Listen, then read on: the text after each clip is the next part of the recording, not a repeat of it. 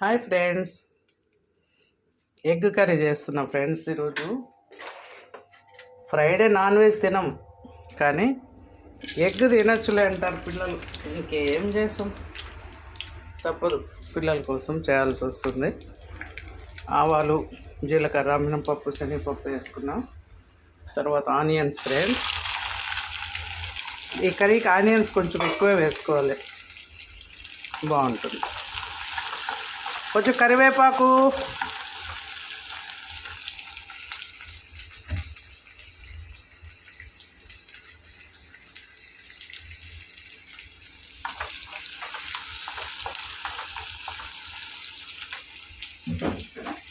కొంచెం ఉప్పు వేసుకుంటే తొందరగా మగ్గుతాయి ఫ్రెండ్స్. కొంచెం రాళ్ళు ఉప్పు,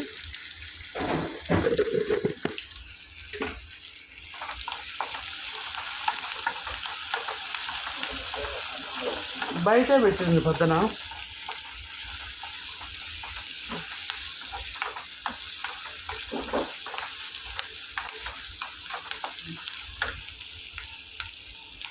టమాటో కూడా వేసుకున్నాం ఫ్రెండ్స్. రెండు బాగా మగ్గేటప్పుడు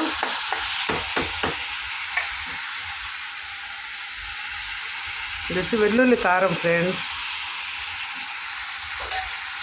రెండు వెల్లుల్లి గడ్డలు పొట్టు తీసుకొని, జీలకర్ర, ఉప్పు,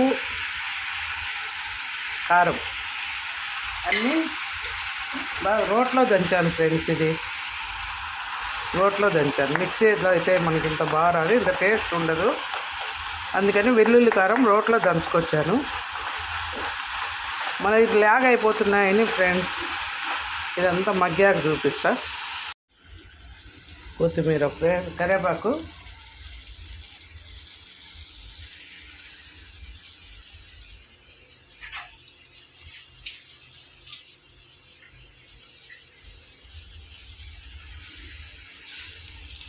కొత్తిమీర ఫ్రెండ్స్.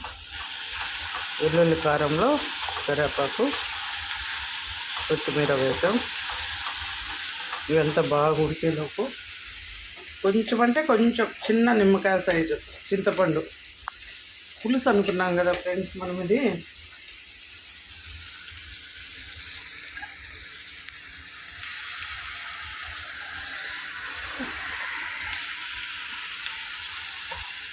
కొంచెం పిల్లలకు పులుసు ఉంటే ఇష్టపడతారు ఫ్రెండ్స్, అందుకని కొద్దిగా చింతపండు పులుసు పోసా. ఆల్రెడీ కారం ఉంది, కొద్దిగా ఇంకా ధనియాల పొడి వేస్తాం ఫ్రెండ్స్. కొద్దిగా పసుపు ఫ్రెండ్స్.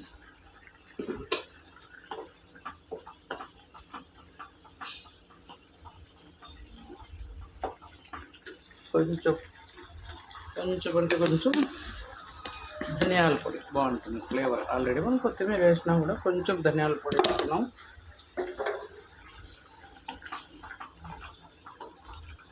ఉప్పు, కారం మనం వెల్లుల్లి కారంలోనే దంచేస్తాం ఫ్రెండ్స్. కావాల్సినంత ఉప్పు, దానికి తగినంత కారం.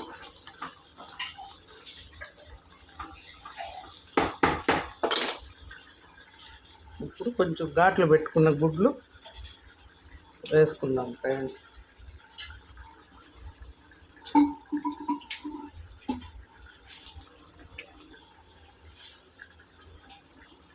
చూడండి,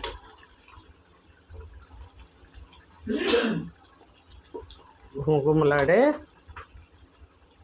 వెల్లుల్లి గుడ్డు పులుసు, వెల్లికారం, వెల్లుల్లిపాయ కారం, గుడ్డు పులుసు రెడీ ఫ్రెండ్స్. రోటీలోకైనా, అన్నంలోకైనా, సంగటైనా, దేనికైనా సూపర్. దోశలకు కూడా తినచ్చు ఫ్రెండ్స్. కొద్దిగా ఆయిల్ పైకి రాగానే ఆపేసుకుంటే వేడి వేడి గుడ్డు పులుసు రెడీ ఫ్రెండ్స్. ఓకే, మీకు నచ్చిందా? నచ్చితే like and share and subscribe friends. Bye.